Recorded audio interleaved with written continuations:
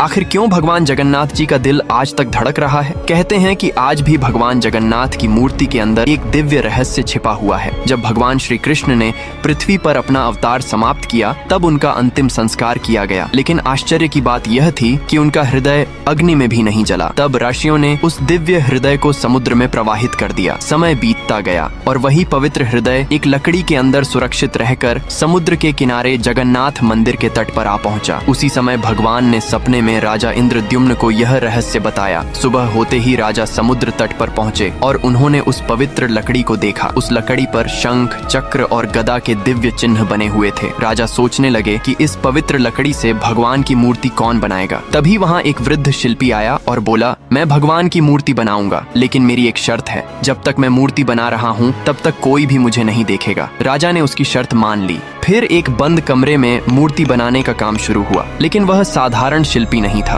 वह स्वयं विश्वकर्मा थे। उन्होंने उस लकड़ी से भगवान जगन्नाथ की मूर्ति बनाई और उस दिव्य हृदय को उसमें स्थापित कर दिया। काफी समय बीत गया, लेकिन कमरे का दरवाजा नहीं खुला। राजा से इंतजार नहीं हुआ और उन्होंने दरवाजा खोल दिया। जैसे ही दरवाजा खुला, विश्वकर्मा तुरंत अदृश्य हो गए और भगवान की मूर्ति अधूरी ही रह गई। इसीलिए आज भी भगवान जगन्नाथ की मूर्ति अधूरी दिखाई देती है। अगर आप भी भगवान में विश्वास रखते हैं